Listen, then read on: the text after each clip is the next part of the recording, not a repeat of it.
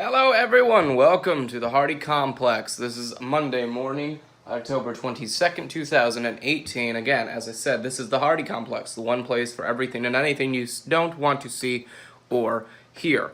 I am your host, Zach Hardy. We have a sound guy, we have booth guy, we've got the three crew, and we're here to talk about stuff. Surprisingly enough, this is the 10th episode of the Hardy Complex.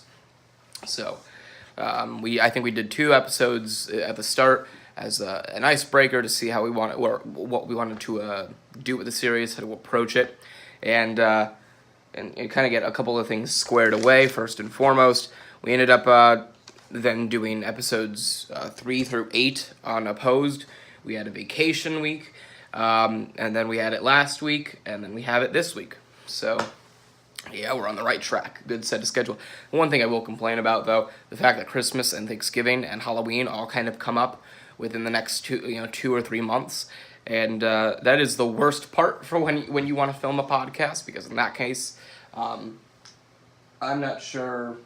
I think Halloween's on the 31st, so we'll be able to move past that. Thanksgiving's on a Thursday. I'm not sure when Christmas is going to be. It may be a Monday. I have no clue. Well, it probably will be a Tuesday, though, since I think last year it was on a Monday. We may be able to avoid it all together, but we're going to have a Thanksgiving week and Christmas week off for everybody in the crew. I'll just be sticking down here in Port Washington for a week, which is something I've always kind of wanted to do, but couldn't because of school. Anyway, you've heard enough about me ramble on about my life. We've got some things to talk about today. We've got a couple of conversations to start. We've got the third party, my thoughts on third-party candidates as opposed to Democrats versus Republicans coming up later in the podcast. We've got the question, if I could make a band composed of dead artists, who would they be? And on top of that, I got a big flurry of thoughts on the Mind of Jake Paul series that Shane Dawson had put up. My first Shane Dawson documentary series that I watched in full. So I'm kind of looking forward to talking about that. But nevertheless, we got some things to talk about in terms of football. And ladies and gentlemen, first and foremost, we've got to ask the question, and I can really kind of answer to what I saw since I watched my Niners get absolutely pummeled by last night, or yesterday afternoon, whatever you want to call it. Question is, are the Los Angeles Rams the best team in American football? That is the question. They are standing at 7-0. Currently the only remaining undefeated team in the NFL at the moment.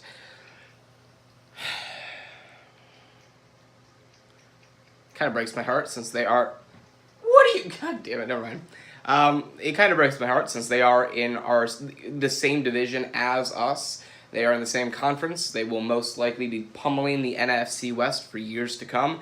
And on top of all of that, we're in a position now where if the 49ers were to become playoff contenders, it would become a very difficult task to win the NFC West and make it to the point where we have a fighting chance in the postseason. So I don't really see us having a great postseason run in us anytime soon, unless the Rams fall off the wagon. But nevertheless, let's talk about this year. And this year, the Rams are the only undefeated team left in the NFL at 7-0.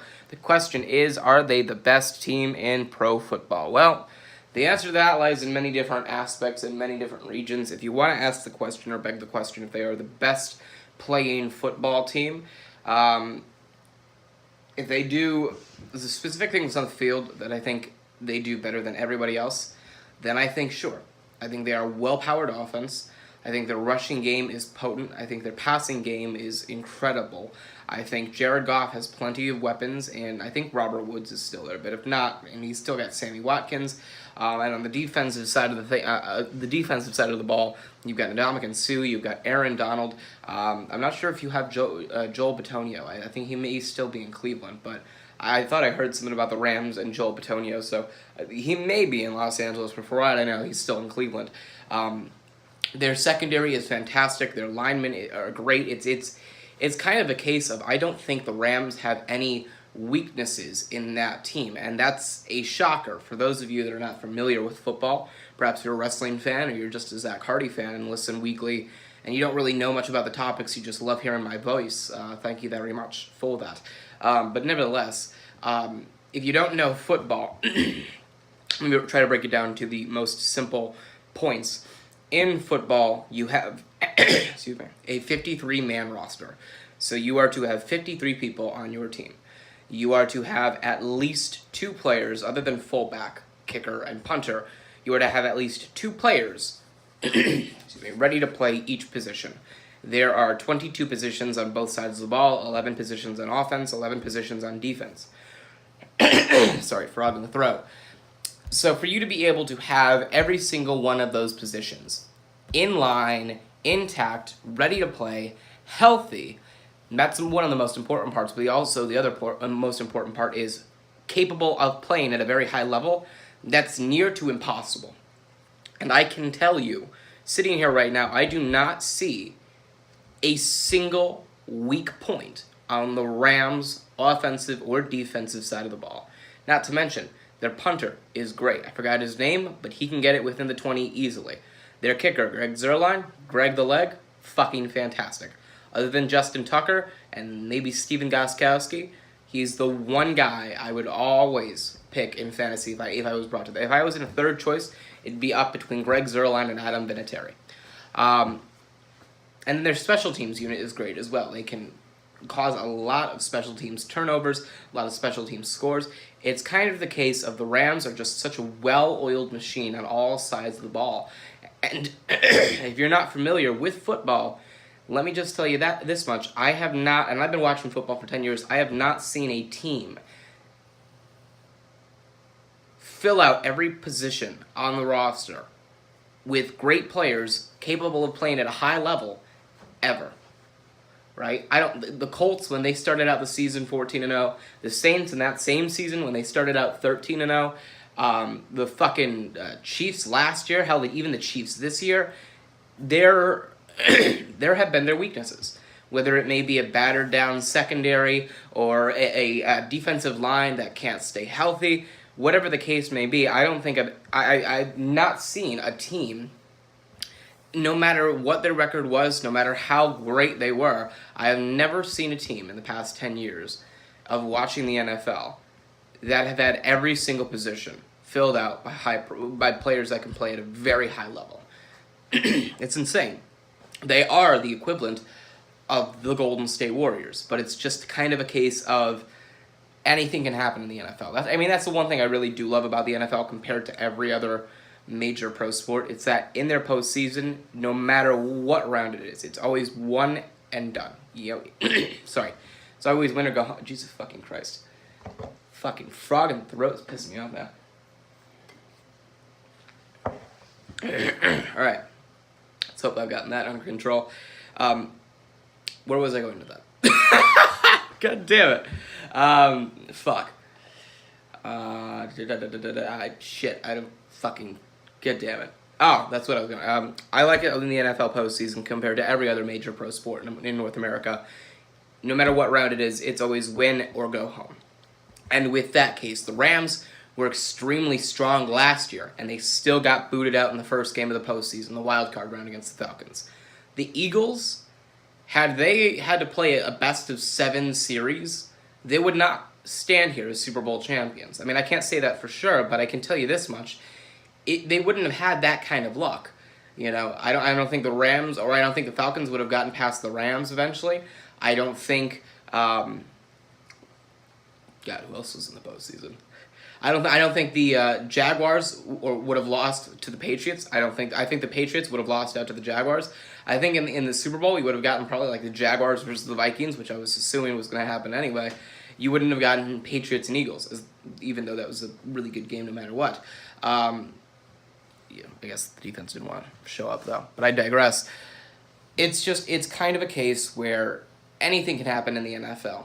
And the Rams are the Warriors of the NFL. They are a stacked team to the rim, and as long as they can stay healthy, they're going to win games. I'm telling you this much, they're probably going to end up winning 14 or 15 games. I would say they're the best chance that you have at an undefeated team since the 2007 New England Patriots.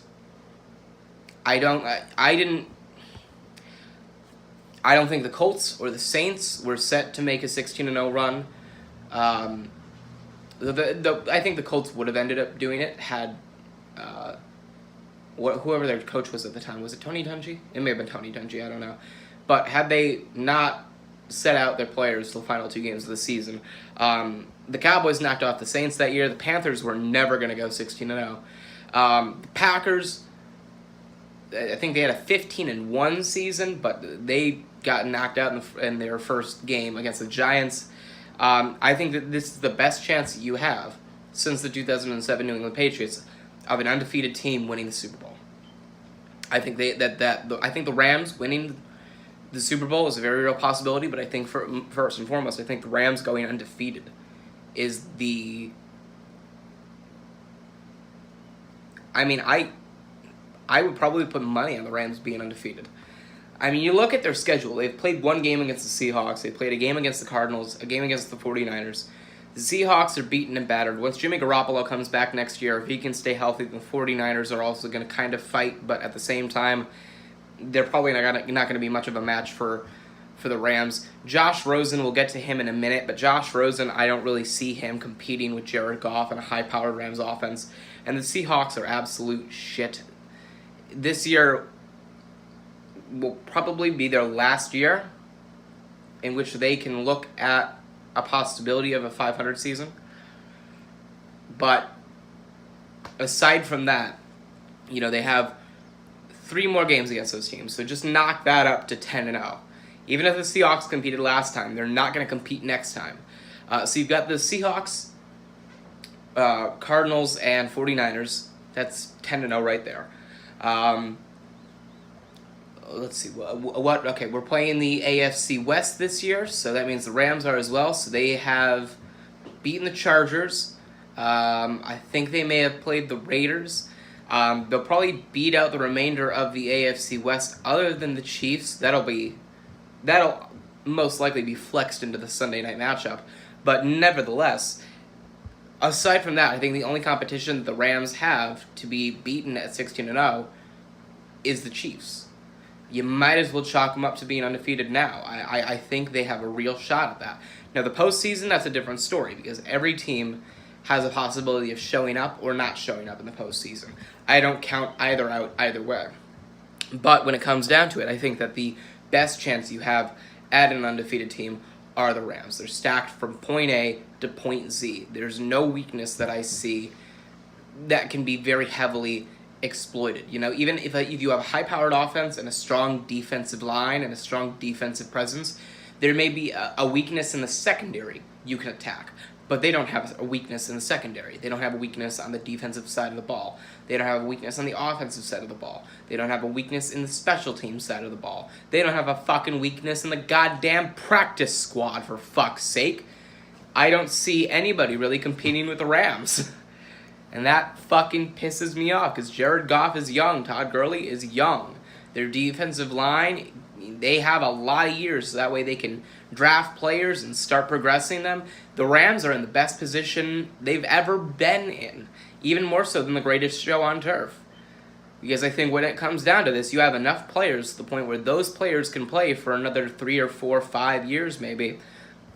All while in that time span, you can draft players that will eventually replace them or pick up young talent that you can progress to replace them, and eventually you'll have enough time where you can draft those players, you can start progressing them, you can start growing them and throwing them through the ropes, and then by the time the player that they have to replace ends up retiring or leaving or going elsewhere, then you can supplement that player in, and you won't miss a beat.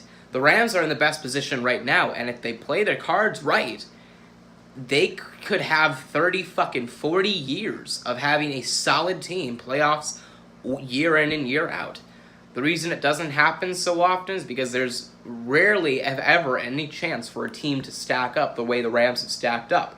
But now that the Rams have stacked up, and Sean McVay is going to be there for a long time, and he's a really fucking great coach, and he's a really young coach, and he's got a brilliant mind, I tell you this much, first and fucking foremost, he knows the same way I know. They're going to start restocking, they're going to start progressing, they're going to start getting people involved, that once the star players retire, they then become the star players that the other star players retired and had replaced. If that makes any sense.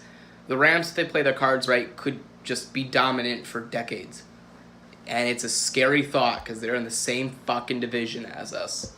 I fucking hate life now. Unless something like really horrible, like the 49ers, like, what do you call it, Armageddon of 2014 when everybody retired. Unless that happens, there's no way that the Rams digress to anything but elite within the next 4 or 5 years. It's a scary time to be in the NFC West. Oh god, I need my coffee. Oh, god damn it. All right, so I said we get to him in a minute. Let's get to Josh Rozen. This past Thursday night, Cardinals got absolutely conquered by the Broncos, 45-10. Even when Thursday night tends to have a good matchup, they still fuck it up somehow. Unless, of course, you're Giants or Eagles. In that case, well. Wait, no, that was the Vikings and Rams. I also said Giants and Eagles, my bad. Vikings and Rams, that's what I meant. God, I'm an idiot. I thought it was Vikings and Eagles that ended up playing. It may have been Vikings and Eagles. But I think it was the Rams and the Vikings. I think it was the Rams and the Vikings. Unless you're the Rams and the Vikings, Thursday night games suck. But the biggest conversation to come out of last Thursday's game was Josh Rozen, quarterback for the Arizona Cardinals. Now, aside from the fact that my personal vendetta against him, the fact that he has a very punchable face, we'll put that to the side, and we'll just kind of roll with the punches. I'll tell you this much. I come to his defense. He may be a Cardinal, but I come to his defense primarily because of the case of he's a rookie, right? He doesn't have an offensive line that can really protect him long enough for him to actually have a viable opportunity at getting the ball out of his hands and into the hands of the receivers that he needs to get the ball into the hands of. He's caught in a position, caught in like a stupid fucking limbo, in which he has a few weapons. He can't rely on Larry Fitzgerald 24/7. Because that's when, the whole Tony Gonzalez situation happens, where you aim for a specific receiver so much that they start double-teaming that receiver because you won't dare throw it to any other receiver on the field. Or also, like I like to call it the Stafford to Johnson connection. You can't, and I think that's what Josh Rozen has done extremely well this year, which was not target Larry Fitzgerald specifically, time in and time out. I think that's one of the best things he's done this year, which is give every one of his receivers an opportunity. But aside from that, he rarely gets to give those receivers an opportunity because the offensive line can't give him, at the very least, 3 seconds to kind of get the ball out. As soon as he gets the ball in his hands, the pocket starts collapsing. So, that's a bad situation to be in, especially as a rookie quarterback still kind of learning the playbook. Now, mind you, he only came in at week 3. He wasn't even planned to be in this early. I mean, we kind of expected him to be in because he's the backup to Sam Bradford, who is essentially paper, skin, and glass bones in human form. But he comes into a position where he doesn't have time to really do anything. He doesn't have many weapons to do anything, and the defensive side of the ball for the Cardinals, it's a good side of the ball, but you can't rely on the defense to do everything. You can rely on the defense to keep the opponent's offense from scoring too many points, but at the same time, if you want to win, you need to be able to score points. And not only that, but score more points than your opponent. So that's a bad position to be in for one. On the other side, David Johnson, goddamn. I feel bad for the poor bastard because it feels like he's regressed so much, which is really, really bad, primarily for the fact that he was a star running back. He was an MVP caliber running back. And he may be doing all right this year, but I see David Johnson and I don't look at him like David Johnson. I look at him like, this is David Johnson, a guy who was a star running back like 2 years ago and is now like just a somewhat persistent part of the running game. It's like he's not a real focal point of this offense. And that sucks, primarily because his offense can't give him time to run. and his quarterback has to rely on him a little bit more than he would normally, it's a bad position to be in for David Johnson, for one, but also for Josh Rozen. And I know a lot of people take away from last Thursday's game, this, that, and the other bullshit. Again, he's a rookie. He's been playing for, 4 weeks now? He doesn't have many weapons. He doesn't have much time to throw. And on top of all of that, I try to come to his defense, but the fact that he was cocky enough to say, yeah, I was taken 10th overall in the draft, there were 9 mistakes chosen ahead of me. Just let that sink in for a second. 9 mistakes taken ahead of me. Those 9 mistakes include Mike McGlinchey, Sam Darnold, Baker Mayfield. There was a running back, I'm forgetting his name. But nevertheless, you have those key pieces of talent. Nick Chubb as well. And here you've got Nick Chubb now becoming the starting halfback for the Cleveland Browns. They traded Carlos Hyde to Jacksonville for him to start. Baker Mayfield is now given an entire city hope. Sam Darnold started week 1. And Mike McGlinchey has been a fantastic part of the 49ers offensive line. You didn't start until week 4. They're only keeping Sam Bradford on injury or on not available or on the not available side of the roster to avoid paying him. You couldn't beat out paper, skin, and glass bones in human form to become the starting quarterback. You haven't given Arizona hope. I mean, I can't blame you for that. But at the same time, you called out everyone taken before you for being a mistake. Yet you've done little and nothing so far. I mean, I can understand viewing it that way and saying it out loud, but don't say that right out of the draft. Because then you sound cocky. Then you sound arrogant.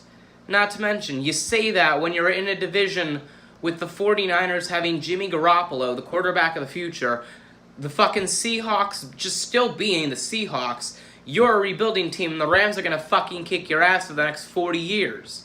You can't say that straight out of the draft. You got to know your area. You got to know your place.